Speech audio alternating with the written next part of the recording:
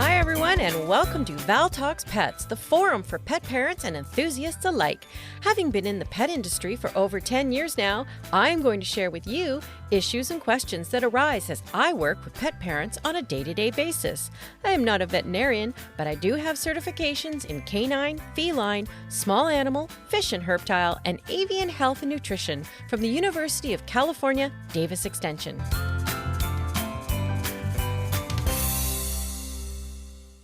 Hi, everyone. This episode is about cadaver dogs, an interview with Debera Salo, who is a member of the Ontario Search and Recovery Canines. Yes, cadaver dogs. You heard right. Ontario Search and Recovery Canines consists of humans with canines with independent certifications and countless hours of training, dedicating themselves to the ongoing search for missing persons in Ontario, Canada. The dogs are certified in human remains detection for wilderness, rural, water recovery, cold case, forensic, and historic remains. I don't know about you, but this sounds absolutely fascinating, and I'm super excited to talk to Debera about her retired cadaver dog Ella and her working dog Rinnie. So let's get to it.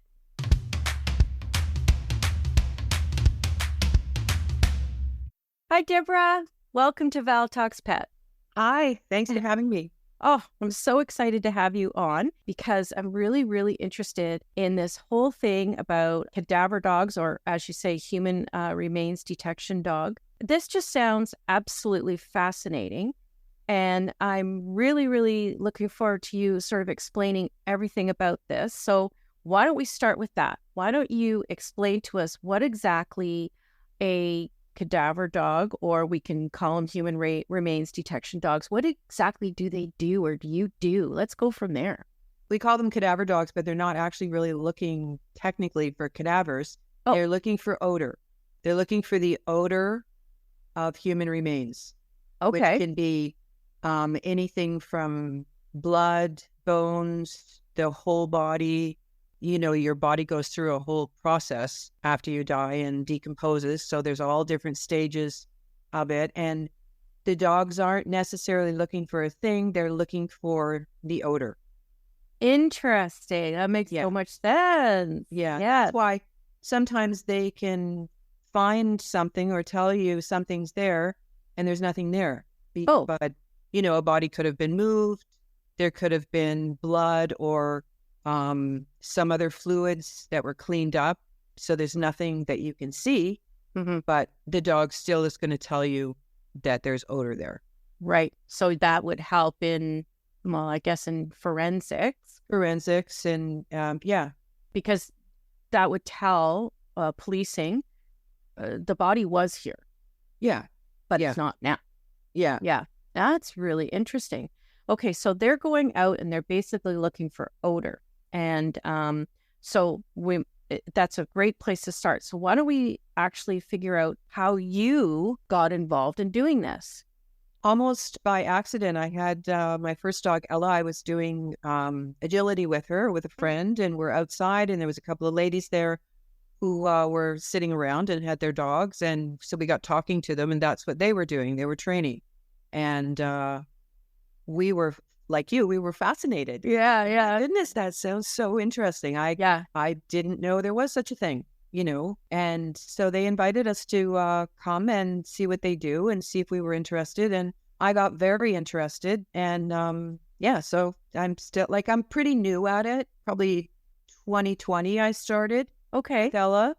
She was already 7. I realized if I was going to be serious about it, I needed to get a younger dog and start fresh. So I got a little yellow lab, actually from our team leader, and started with her, and now I'm obsessed. Yeah. Is it kind of similar to I have had a relationship with National Service dogs for a long time. You know, the dogs that, like puppies, for example, they they're born and they start, their basic training and everything, but not all dogs make it into service. They may not have what it takes for autism response or PTSD response. So that's fine. So is it similar to that? It's like some dogs that just really not their thing? I think so. Like I said, I don't have a lot of experience with different breeds or different dogs. Rinnie's really my first, Ella certified, but then I retired her as soon as I got Rinnie. Yeah, they need some drive. The whole thing is a game for them.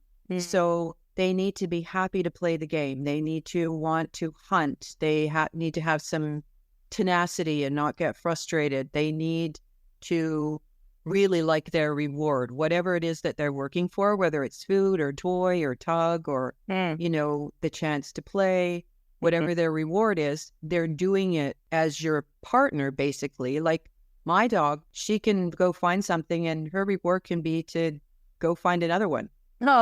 She's happy to tug or play, but she really, really likes to hunt. Yeah, and it's, people do testing and stuff, I think, with puppies to see which ones are more independent and confident. Like you can't have a dog that's, they need to be a little bit confident. They need to want to go off and do their thing. Right. They can't be scared of, every little noise or a bird jumping out in front of them or something like that. So they need to have some good nerves and they need to be in good shape because depending on what kind of, there's a lot of different detection stuff you can do. There's dogs that do just wilderness. There's dogs that do, the law enforcement will have crime scene dogs, and there's dogs that do earthquakes and fires and need to be able to climb on rubble. And so it's whatever we kind of have done a little bit of everything. They can also, Rinnie's done water. She can go in a boat and we can go look for drowned people. How does she do that? If she wouldn't be swimming, would she? Or no. She's in the boat, and odor comes up. Will kind of stay on the top of the water, and it's very interesting that they can do it in the water. Yeah.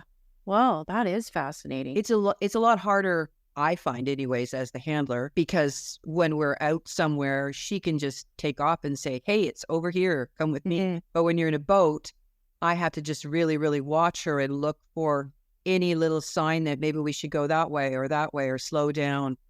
Just watch her behavior. So the boat has to take her there. But so does she have certain cues that she uses when she's onto something? Yes, they'll all have what we call a change of behavior. They act a little bit different. Like everybody's dog does a different thing, when they're out sniffing dog pee. Or this, or you're ready for your dinner. They'll have, and most of them are quite unique. They'll have all different, but she gets a lot more energetic and her tail will wag like really, really swishy. And, you get to read that as a handler, you just know. And when she finds something, she barks. That's her alert. They'll all have a TFR, it's a trained final response. So a dog may have a sit or a down or a stare and freeze. Rinnie has a bark. Interesting. And on a good day, she'll bark at the source. But that's her alert. Interesting. It just reminded me because I've seen like narcotics dog working, and they'll sit. When they smell something. So she does her bark, and then what do you do when you hear she barks? What do you do? Well, if we're out training, then she either gets her reward, like it could be food or toy. It depends. If we're kind of done for the day or that run, then we'll have the big, big reward and she'll get to play tug and we'll take it and throw it. If we're doing a bunch of things, I might just give her a little piece of food and say, "Good girl, go find more." They call it a variable reward system. Sometimes you won't reward them at all. You just say, "Good girl, go find more," because if you're out on a real search, you don't actually know for sure that there's something there. So you don't want to have a big party when, maybe they've found a mouse or something. Right. What would she mix up a mouse or not sing or stew? No. Okay. The hard part about is you have to what we call proof them off of everything else in the world that's not human remains. So she was difficult at the beginning when she was younger to proof her off of food and dog biscuits and stuff. She's like, I want that. I'm Yeah. And and then you have to proof them off of animals, like dead animals, and it's a continuing thing until you find the next thing that she finds more interesting than, like, for the longest time I couldn't get her to not bark at kielbasa. I could put it out there and she's like, yeah. But you can also, when you get to know the dog really well, I can tell that she hasn't found what she's supposed to. She's just barking because, it's here, Mom, and I can't get it and I want to eat it. Oh, so, yeah. So, okay, well, then I guess the biggest question is how on earth do you train them to, as you were saying, blood, bones, that, how do you do that? Well, at the very beginning, you imprint them on, just like the narcotics dogs you've seen, and you have the odor there, and they're nosy. They want to go sniff everything, and when they sniff it, then they get a reward. And after a while, every time they put their nose there, every time they go smell it, something good happens. They might get a piece of food.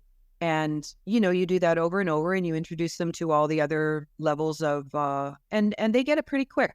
They're pretty smart. They learn that this is what I get paid for. If I bark at this smell, I get paid. Right. And I do most of my training down, like with workshops and seminars. We have to go to the States. There's very little up here that we can do. So I travel a lot. Once the summer comes, and I'll be traveling down to the States because there's places where you can go. I have a burn course that's coming up in June that I'm really excited about. Oh, but you have to go. It's like a specialty course. I'm going to go do a water course. There's a place in Ohio that we go that I will go at least once a year where our dogs can be exposed to full bodies. Oh, really? Cadavers. Yeah. Really? Not a lot of places where you can do that, but it's so valuable for them because it's a completely different scent picture. We might have, a jar with a bunch of teeth in it or something, or a bloody towel. For them to come across a whole body is like, wow. Yeah. Yeah. Well, I wanted to ask you that because I was thinking, how do you get your so-called samples for them to learn from? Where do you get those? That's the really hard part. I'll bet, eh? Like you said, teeth or blood, but where do you get there's stuff you're allowed to have. People can actually donate, like if someone was having something amputated or, bone taken out or something, but then it would be up to the doctors or surgeons to say, yes, you can donate that to this group. And it's just so easy for them to say no because it's such an odd request. Yeah. Hey, can I have some body parts? And they're like, yeah, no. Yeah. Oh my God. Yeah.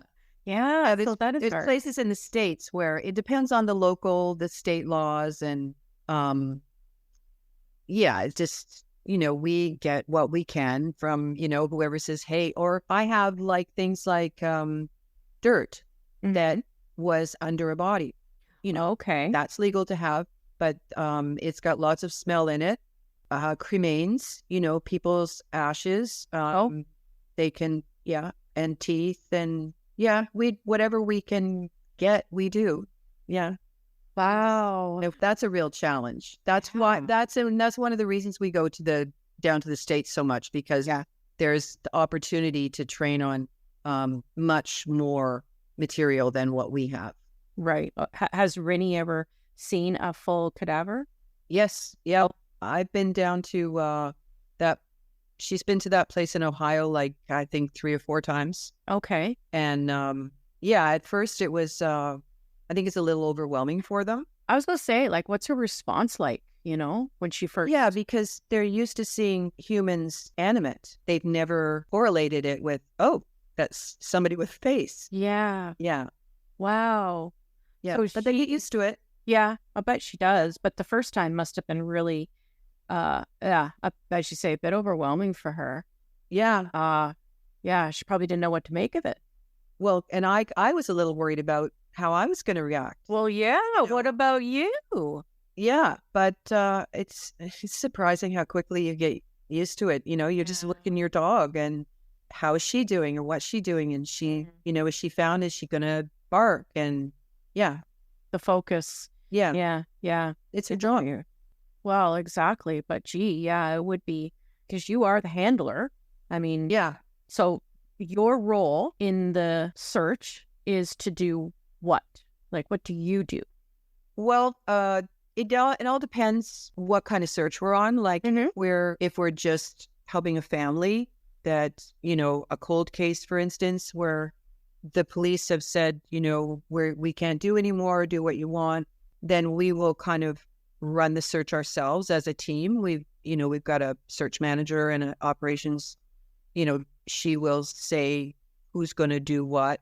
So we'll run our own search. Or if we do something larger, like last year, we went to Kenora, search the site of the residential school that used to be there to look for, and that was a much bigger project. We were there for days, and there was someone else running it, and so we just did what they wanted us to do and did the areas that we were supposed to, and amongst ourselves, we decided which dogs we're going to run. And yeah, you just take your dog into the area and decide how you're going to search it. Depends on wind, terrain, all that kind of stuff. Are you going to just let the dog run, or do you want to do a grid pattern? There's all search strategy that we learn about on, all my multiple online courses and stuff. Right. We have to do as well. Yeah. And then decide on a time and how long you're going to be out there, and go do your thing. So generally, is it usually with more than one dog? Like you work as a team most of the time, or do you ever go alone? Yeah, no, I would probably never go and do anything alone. You want to have, and we also usually work with a flanker. Someone comes with us, someone to, because the handler has to watch the dog. Right. I'm watching the dog. I need a flanker with me to make sure that I stay in my area, to also watch the dog, to watch me, make sure I don't trip over a log. Yeah. Don't fall in that hole. Don't run into that tree. But so we'll have someone with us that, is also experienced, one of our other handlers, or Yeah, that makes sense. And for safety as well. Yeah, for safety as well. Yeah. So then the dog can have the option of going off leash, or you use do you use like a certain length of leash if you're working them, or it depends on the handler, depends on the dog, depends on where you are. I like to work, a lot of HR people like to work off leash, especially if you're in the woods. It's hard on a leash. But some people do work online. Like if I was, say, working beside a road or something, she'd definitely be on a leash, a line. It depends. When I first started working in the boat with her, she's a lab, and we get in the boat and she's like, "Whoa, that was swimming." So she had a leash on for the first half a dozen days that we worked in the boat. Otherwise, she would have just gone for a swim. But she got better. She realized that, this is what we're doing. We're working out here. She hangs over the edge like you'd think she was going to go in. Right. But, the leash thing is handler, dog, location dependent. Right. And then I can see, that is the difference between working, say, in the wilderness in a forest as compared to when you were up in Kenora, which would mean you were working more probably in a type of grid pattern. We were in the bush in Kenora. Oh, you were in the bush? Yeah, because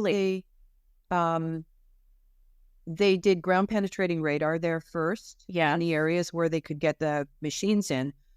Excuse me. And there were survivors that had said, you should search this area, you should search that area. That is all bush now, but 50 years ago wasn't. They couldn't get the ground penetrating radar into those areas because it's dense bush, and bring the dogs, and so the dogs could go and search in the woods. So we did most of our work in the woods. Really interesting. Yeah. Oh, wow. So, my dog, as everybody knows, my dog's from Kenora. Yeah, he's from Whitefish Bay First Nations. Oh, yeah, wow. Yeah. So he's that's where he came from. Oh, that's awesome. Yeah. So he's from up there. So, and I've been to Kenora actually a few times, but it's far. It is far because you have to like fly to Manitoba and then come back into Ontario if you're doing it that way. Oh, we drove. You drove 2 10-hour days each way. Yeah. It is. But it was definitely obviously a very worthy thing that you were doing. To be asked to come up there and help them out with that. And were you successful in any way? Yeah. Yes, we were. We found, I think 22 more possible sites. Really? We haven't excavated or anything. The ground penetrating radar in a big field found 171, and we found 22 more. There's probably more. Yeah. But, when you go into the woods, I would think if there's a lot of graves in there, the dogs are going to pick the ones with the strongest odor. Right. Okay. So you may, unless you're going to be really, really systematic about it, you may not find all of them. Mm-hmm. So, okay. and they're trained to find the strongest source of odor. Like, for instance, if you put something out in a room, you might come back in there in a little while and the dog, everything smells like the odor is there. It's like if you're baking, you walk into the kitchen and it smells like cake. Yeah. Whereas you need to stick your nose like right in the oven to get the strongest source of the odor. So that's what the dogs are supposed to find, the strongest source. And that's what we hope they do. Yeah. But they are dogs. Yeah. Yeah. So is there a time sort of line in how far back like someone could be underground that the dogs wouldn't be able to detect? Like it's just too far back? I don't know. I know that there's been people have gone places like archaeology sites. Yeah. And dogs have found bones thousands of years old. Really?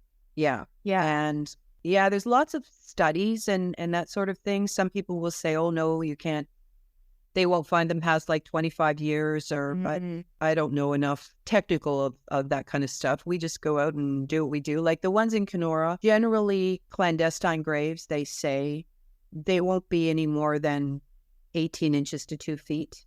Really? Buried. Yeah. People are in a hurry and there's a lot of rock up there. That's for sure. Yeah. Yeah. So chances are if you're looking for those kind of graves or if someone's disappeared and somebody buried them somewhere, they're not going to be 6 feet down. That's right. Of course. Yeah. So then your chances are a lot better. Yeah. Yeah. Yeah. Oh, man. Soil too. Like what kind of soil is it? If they're buried in clay as opposed to sand where the air can get through, makes a difference too. Yeah, I could see that. So how many dogs were up there with you in search residential school? We had 3 dogs that were searching up there, and we had 3 days, and they were long days. Yeah, bet. Yeah, it was very educational. I'm embarrassed how little I knew about the residential schools and all of that. It's I know. So how long would you work out there with the dog before taking like a break? Like how long do they go? When that search, because a lot of it was there were either small areas or very thick bush, maybe 20 minutes, half an hour. I think one of the searches I might have been out there for like 40 minutes. Oh, okay. Yeah. A little shorter than I thought, but yeah, okay. It's a lot of work for them. Sure. They're running around and sniffing, and if you've got depending on the different kind of search, if you were, had 5 acres of field, maybe you could stay out there longer or take a little break, and it depends on the terrain, weather. Yeah. So they go out, they do about 20 minutes or so, then you take a break and then you go back at it? Yeah, take a break or someone else will right. do an area. Generally, you will map out the area, and you'll pick an area in the map that you figure you can do, say within a half an hour, go do that. That's what we've done in the past anyways. I know there are other places and other teams where they'll go out, for hours and do like 40 acres. Really? Wow. That's a lot of work. Yeah. Yeah. The limited amount that I've done, that's about what it'd be. 20 minutes, half an hour. Yeah. Yeah. Yeah, I could definitely see that. So when you went up to the residential schools, and that was quite obviously definitely eye-opening, and I'm sure it is for anybody. What other type of searches have you gone on personally? Rinnie just got certified last summer, so not a lot. One up in a family up in New Liskeard, young lady, a teenager that went missing, I think 27, 28 years ago. So we've been up there a few times. Somebody will say, you should look here. I heard this. So we will go up and look. Haven't found anything yet, but there is a place that they're going to dig in the spring. With Ella, I also did kind of a dig for a young lady that went missing. Oh, wow. I want to say like 50 years ago. Oh my. But that they are still looking for. I was down in New York State, helping out. I've got friends that are with the Niagara Frontier Search and Rescue, so they asked me if I would like to come down and help out with a search that they were doing down there in the fall. Mostly just training. Oh, okay. And then mostly just traveling and learning, and traveling to the States and spending all my money on my dog. Exactly. Yeah. So your organization, though, have they gone out on some other types of things? Because they do everything from helping the police and all kinds of forensics. And do they have a law enforcement here is not really keen on volunteers. Oh, okay. Yeah, we're trying to change that. Maybe someday. Down in the States, they get used a lot more. Okay. Law enforcement will use them down there more, from what I've heard. Not so much up here. Our team leader, she's down in Florida, so she has an opportunity to do some searches down there. She spends the winters down there and does lots of training, so she has opportunity to do things down there. We're a very small team. Just there's 4 handlers and a search manager, and one of our handlers has Dalmatians. Yeah. And so she has one in training, and another lady has a Malinois that just last year as well. So we're all pretty new, except for Sherry. She's been doing this for years and years. Okay. So yeah, we're just a new group. Has she ever experienced going, into sort of like disasters, looking for, when they get to the point where they're like, I don't think we're going to find anybody alive anymore. We're looking for bodies. Have anybody? Yeah, I don't know that she's done any disaster work. I couldn't even say. Nothing that I've heard. But disaster work is kind of like I was saying, like a specialty thing, like a FEMA type of thing. They would never call like just volunteers like us for a disaster unless it was like huge and they had no choice. Yeah. I suppose. But okay. Yeah. Because I'm thinking the dogs that went to 9/11. Yeah. They would have been all FEMA task force. Oh, okay. Dogs. Yeah. Really? And the fires in Hawaii. Yes. That was, yeah. Oh, okay. Interesting. Well, I'm sure, if you need people, you never know, right? Yeah. That's, and then one of the things I thought was really, I saw a picture and there was one of the dogs, you're sitting by like a headstone. So that's an actual graveyard.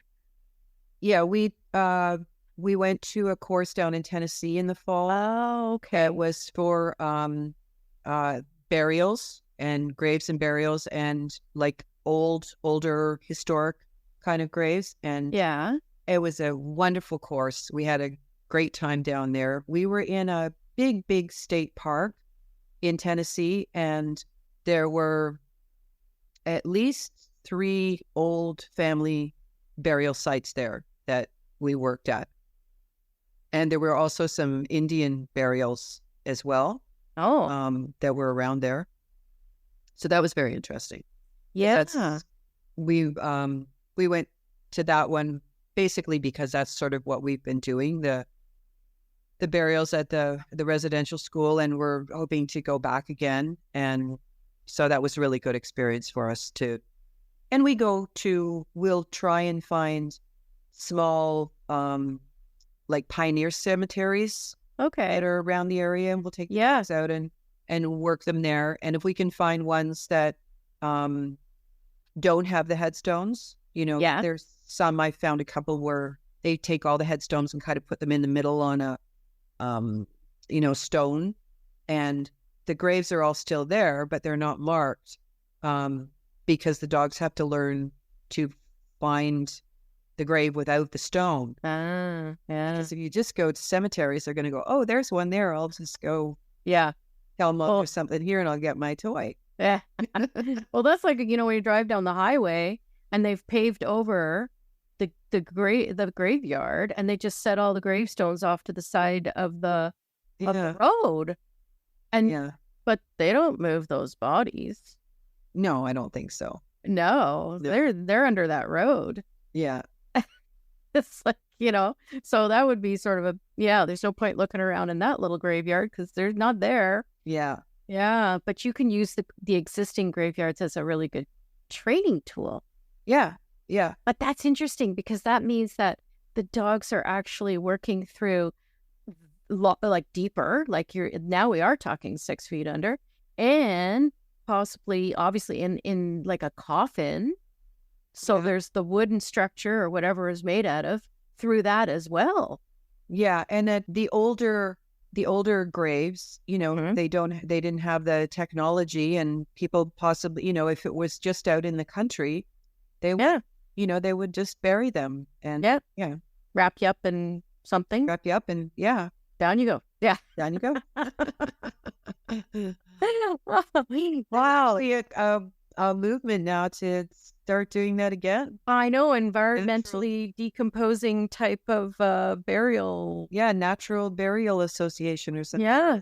One of our teammates is going to have a chat with them next week to see if we could possibly use their areas to train our dogs, because there's not going to be any gravestones or anything like that. And perfect place, because then we know for sure there's someone there. So we know when that our dog is right or wrong. Right. Yeah, of course. Well, that's going to be really interesting. Wow. We'll see how that goes. Yeah. Yeah. I can see it's really challenging, I think, for you as your group to be able to, as you say, get what you need to train them with. And then you're just having to work your resources as best you can. Yeah, and try and, like this time of year, trying to find places to do inside. Nobody. Yeah. It would be wonderful to find, big old warehouses or storage places with lots of junk around, or an old barn, anything where we could train indoors. Like I was out today with a friend. It was beautiful out today, so we had a good day of training. But nobody wants to let us in their places with our dogs. Aww. Yeah. Wow. So do you think your dogs, you've got them specifically working in this thing, but has anybody ever transitioned from being like the scent dogs that go and look for certain types of, like, could a dog go from working, say, narcotics into cadaver, or vice versa? Or is it just too different for them? I don't know that you could go from other scent into cadaver work, because then it would always be. I think dogs are super smart, and I really think they could do that. Like I think you could do that, but you could end up in court. If there's a trial or something, and they will want to discredit your dog and your training. Yeah. And if they've done something else, say they've done sport detection and they find, things like pine or wintergreen, like it's a sport and they compete. So, if they've done that and your dog finds odor in somebody's trunk, there's no body there, and they want to say, well, there was a body there. And they say, well, maybe there was pine there. So, it needs to, there are dogs that do live and cadaver that can look for, like, do search and rescue for lost people. Oh, I see what you mean. So meaning that they're basically looking for either a live person or a dead person? Yeah, I'm not sure how they train that, and I'm not sure. I think some dogs, will have a different command to look for somebody that's alive than, depending on what kind of area you're in. Like if you're out somewhere, I would think, in the mountains or whatever, and you're looking for a missing hiker or somebody, a hunter, you kind of want a dog that's going to tell you whether they find them alive or dead. Well, yeah, like I was thinking, like avalanche. Right? You don't want your dog walking over a body because he's not alive. Well, I'm not going to tell Mom about him. Yeah. No, you have to be able to do both, wouldn't you? I mean, if you're out there, in certain areas, it's got to be very handy to have both. I'm not doing both. I have a hard enough time just training her to do what she's supposed to do. Yeah. So what does Ella do now that she's retired? Ella's 10 years old and she's retired, and she gets to lay around and go for a couple of walks a day and for a run. And yeah, she's good. Does she come with you on any of just as a companion? No, just Rinnie. Yeah. We do a lot of road trips. Yeah, I bet you do. So you're not flying anywhere then? You're just basically driving wherever you're going? So far, yeah, we've just been driving.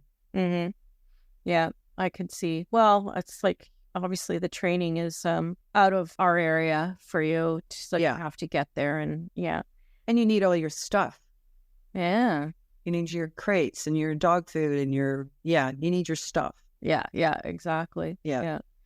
So is there anything on the horizon that you're going to be going out to be doing, or I guess it's all kind of on hold through winter? Our team has a few workshops that we're all going to together. We're going down to Indiana in April to it's called Muscatatuck. It's a urban training center where they have they train military and police, and it's an awesome place. Like it's like Disneyland for dogs. There's an old jails, there's a sunken village, there's parking lots that are all fallen down and old buildings, and it's really, really fun.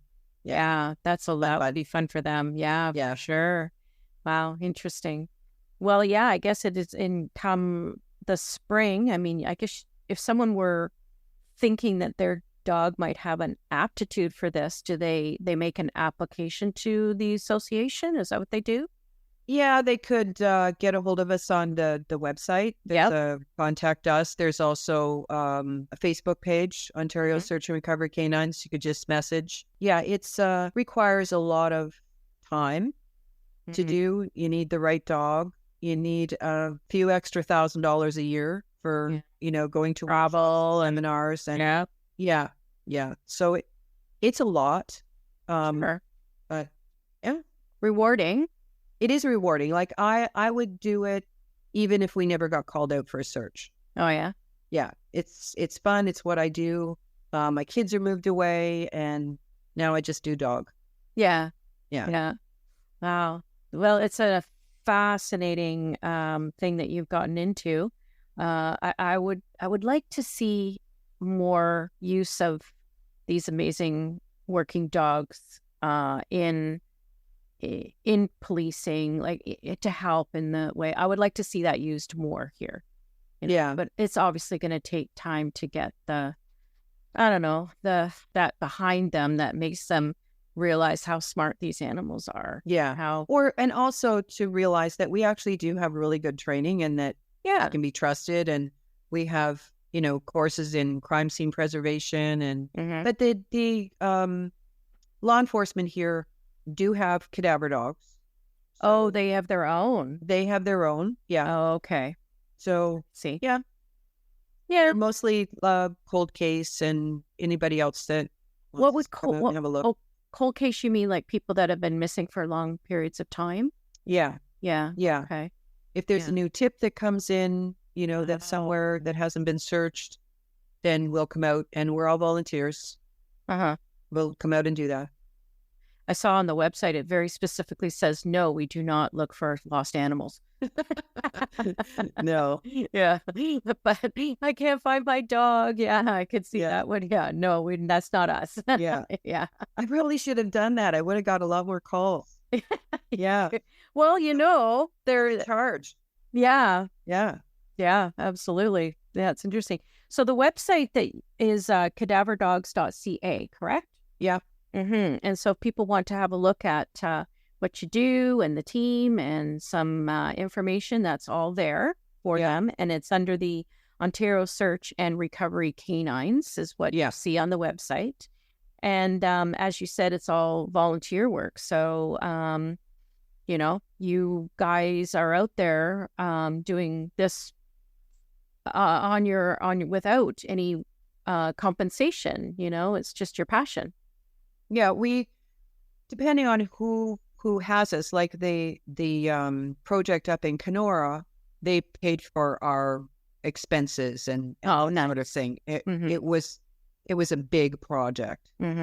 So it depends. If it's like just some family that wants us to come and check their back field, we'll just come show up as long as the police say it's okay. And okay. Do you check that with them all the time? If someone wanted us to come, we would want them to ask the police if it was okay and get permission. And whatever property we're on, we would need permission from whoever owns the property, that sort of thing. Everything. Yeah. We're not just going to pull up and start running around somebody's yard. Somebody's yard, yeah. No, obviously, yeah, that's great. Yeah. Yeah. No, okay. Yeah, everything by the book, right? Yeah. Yeah. Oh, that's amazing. Well, I did see some pictures of Rinnie, and she's just a beautiful dog. And yeah. So very sweet, obviously, and incredibly intelligent. Yeah. Yeah. Is there you were saying Dalmatians have come on board, and anybody else got any other breeds with your group other than Lap and Belgian Malinois? Oh, the Belgian Malinois, yeah. Sherry's got a couple of Swiss Shepherds. Okay. White Shepherds, and I've got the Lab. Yeah, we've got a nice mix. Yeah. No proverbial bloodhounds, though, eh? No bloodhounds, no. They're supposed to be really good at that. But you never know. I think it like the tracking. Oh, yeah. Finding live people. Yeah. Interesting. Wow, that's amazing. I'm really glad that you took the time to go through this, because it's quite amazing. It's not something you think about, but then now that you mention it, you think about how there's dogs out there working in disaster zones and things like that. And but as you say, cold cases and this residential school thing, I wonder if you're going to get more direction with that as you go forward, seeing as you did such a big project in Kenora with that. I wonder if you're going to be called to do some I think so. I think there is plans for us to do some more work. Yeah. Once the spring comes, but we'll see. Because it's massive, right? Yeah. Yeah. And there was a lot of schools. Yes. A lot of schools. So that, and if that leads to some closure for people, you guys are going to feel pretty amazed about your dogs and your organization through that, for sure. Yeah. Yeah. That's amazing.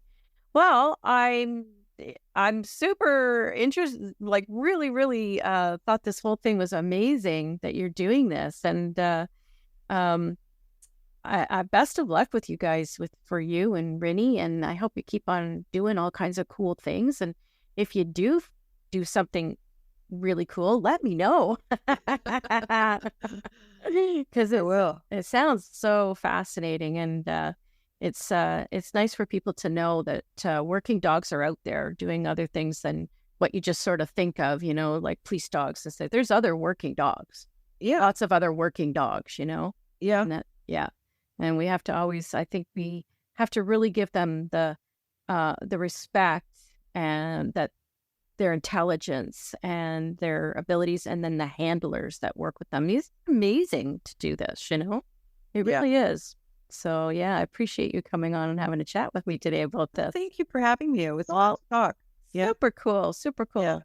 Well, thanks, Dad. And hopefully we will catch up again at another time, because I bet you everybody you're going to have lots more on your plate. Okay. Nice to talk. All right. You too. Take care for now.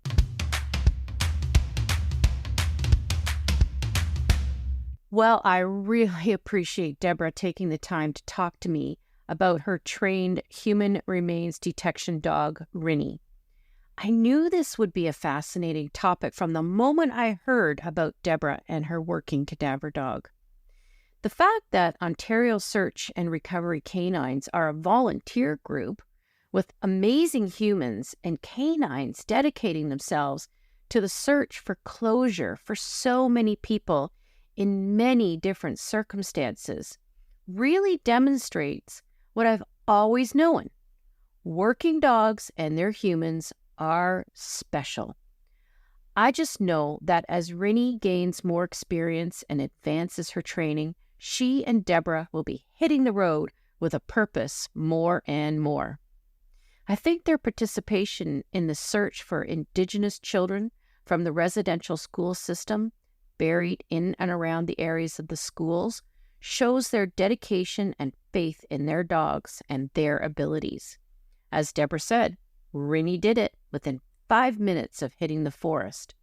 So I really tip my hat to Debera Salo and Rinnie, members of Ontario Search and Recovery Canines, and I encourage you to have a look at cadaverdogs.ca to see the team and read about their organization. Thanks again, Debera, for enlightening us to another way dogs are not only amazing companions, but team members working for the greater good. In this case, knowing really is caring.